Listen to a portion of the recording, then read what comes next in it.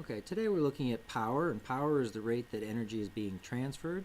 Remember that a rate is anything that is per unit of time.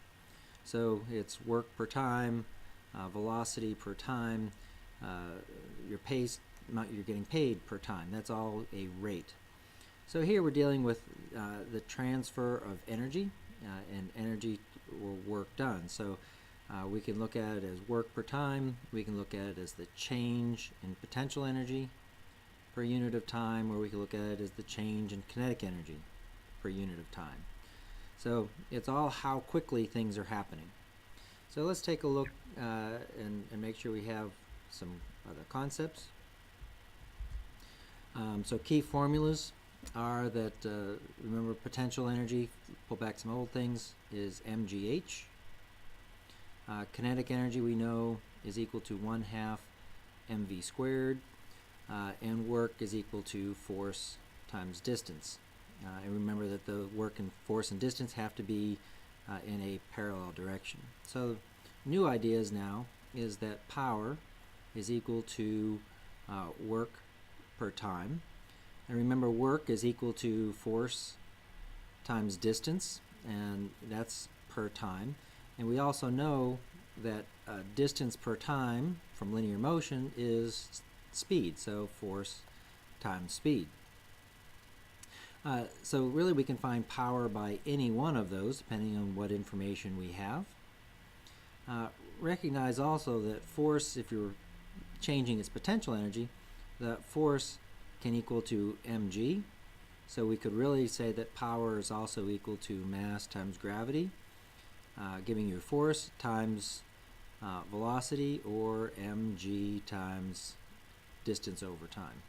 So again, remember what things are equal to make substitutions as you need based on what you have in a given problem. So what are the units? What are the units of power? So, well, we know that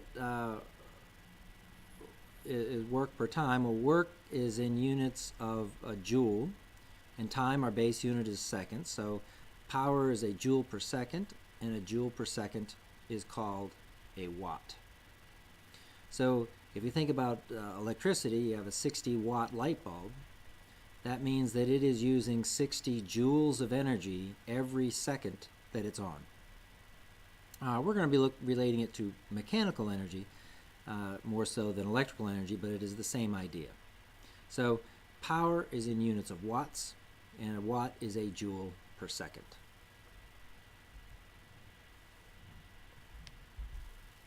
All right, let's take a look at an example. So Sally and Bill each do the same amount of work by lifting a set of books from one shelf to another. If they each do 1,000 joules of work, underline that, and Sally performs it in 10 seconds while Billy does it in 20 seconds, how much power was developed by each person? So work is equal to 1,000 joules.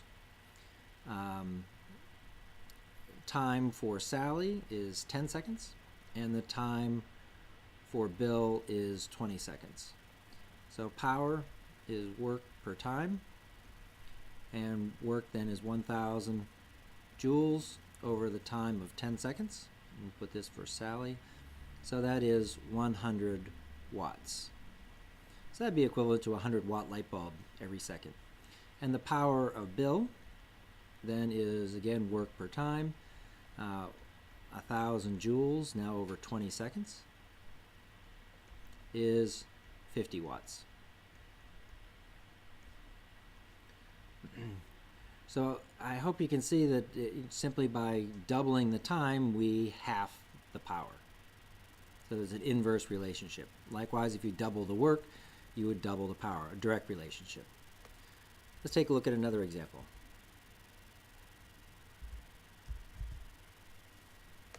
So here we have a 1,500 kilogram elevator carrying a maximum load of 900 kilograms. Constant frictional force of 3,800 newtons is slowing the elevator down from moving upwards. What minimum power in kilowatts, we have to make a conversion, must the motor deliver to the elevator to lift the elevator fully loaded at a speed of 3 meters per second? So here we are looking for the power. So let's list what we know. So given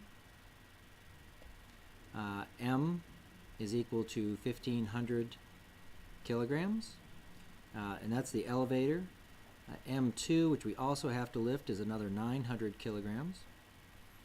And we have a force of friction of 3,800 newtons. And we're looking for power in kilowatts, and we know the velocity is 3.0 meters per second. So here it might be helpful to draw a free body diagram.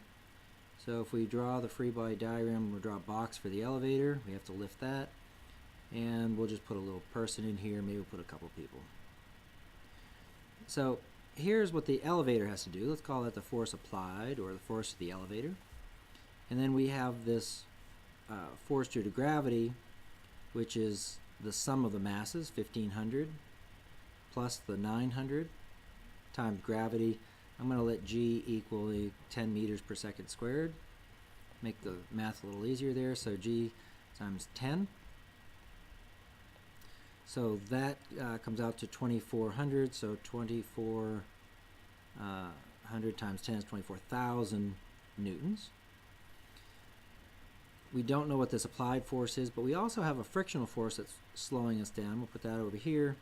And we have this force of friction, which is given as 3,800 newtons.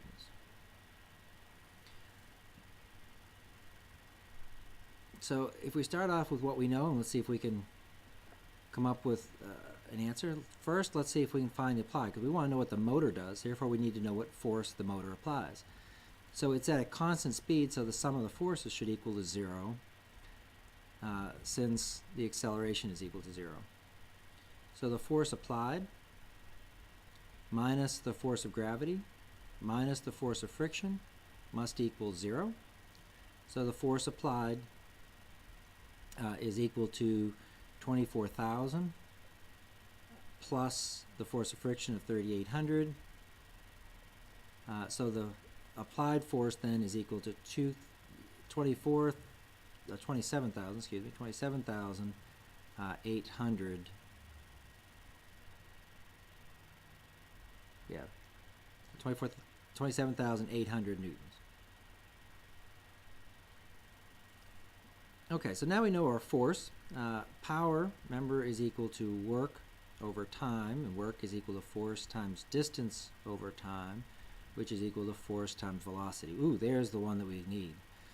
We have a force and we have a velocity, so we should be able to find that power. So